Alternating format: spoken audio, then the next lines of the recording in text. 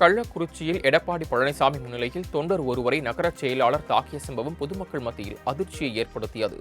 அதிமுகவின் மகளிரணி மாநாடு கள்ளக்குறிச்சியில் நடைபெற்றது. இதில் அதிமுக பொதுச் செயலாளர் எடப்பாடி பழனிசாமி கலந்து கொண்டு அங்கு அலங்கரித்து வைக்கப்பட்டிருந்த எம்ஜிஆர் மற்றும் ஜெயலலிதா படத்திற்கு மலர் தூவி மரியாதை செய்தார். அப்போது தொண்டர் ஒருவர் புத்தாடியை கொடுக்க முயற்சித்த நிலையில் இதனை கண்ட நகர செயலாளர் பாபு அவரிடம் தட்டை பறித்தோடு அவரை தாக்கியுள்ளார். இதுகுறித்த வீடியோ காட்சி இணையத்தில் வைரலாகி வருகிறது. தேர்தல் தோல்வி பயத்தில் மடிக்கணினி வழங்கும் திட்டத்தை முதலமைச்சர் மு.க.ஸ்டாலின் தொடங்கி வைத்துள்ளதாக எதிர்க்கட்சித் தலைவர் எடப்பாடி பழனிசாமி விமர்சித்துள்ளார். கள்ளக்குறிச்சி மாவட்டம் வாழவந்தான்குப்பம் பகுதியில் அதிமுக மகளிர் அணி எழுச்சி பொதுக்கூட்டம் நடைபெற்றது.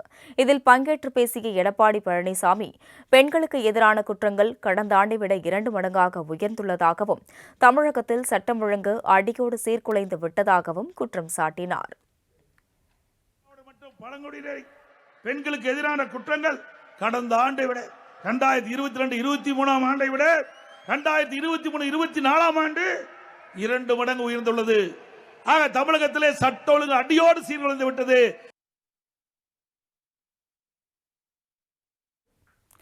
தேர்தல் தோல்வி பயத்தில் மடிக்கணினி வழங்கும் திட்டத்தை முதலமைச்சர் மு.க.ஸ்டாலின் தொடங்கி வைத்துள்ளதாக விமர்சித்த எடப்பாடி பழனிசாமி, அதிமுக ஆட்சியில் கொண்டுவரப்பட்ட மடிக்கணினி வழங்கும் திட்டத்தை முதலமைச்சரை ஏற்றுக்கொண்டுள்ளார்.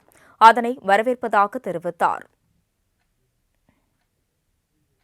திரு ஸ்டாலின் அவர்கள் கண்டுகொள்ளவே இல்லை. இன்றைக்கு மக்களுடைய செல்வாக்கை இழந்து விட்டார்.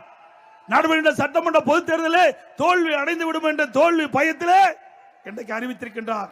கல்லூரியில் படிக்கின்ற மாணவர்களுக்கு லேப்டாப் கொடுப்பதாக அறிவித்து இன்றைய தினம் அவர் முதற்கட்டமாக அந்த திட்டத்தை அறிவித்து கொடுத்திருக்கின்றார் மாணவர்களுக்கு. அதிமுக ஆட்சியில் அதிக முதலீடு ஈர்க்கப்பட்டுள்ளதாக பெருமிதம் தெரிவித்த இபிஎஸ், திமுக ஆட்சியில் ஈர்க்கப்பட்ட முதலீடு குறித்து வெள்ளை அறிக்கை வெளியிட தயாரா எனவும் முதலமைச்சருக்கு கேள்வி எழுப்பினார். தொடர்ந்து பேசிய எடப்பாடி பழனிசாமி, 2026இல் அதிமுக ஆட்சி அமைவதை எந்த கொம்பனாலும் தடுக்க முடியாது என சூளுரைத்தார்.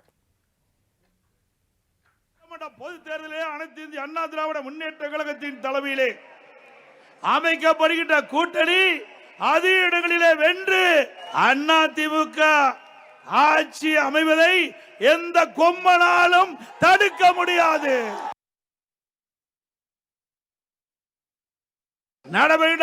அலங்கரித்து வைக்கப்பட்டிருந்த எம்ஜிஆர் மற்றும் ஜெயலலிதா ஆகியோரின் புகைப்படத்திற்கு எடப்பாடி பழனிசாமி மலர் தூவி மரியாதை செய்து வந்தார்.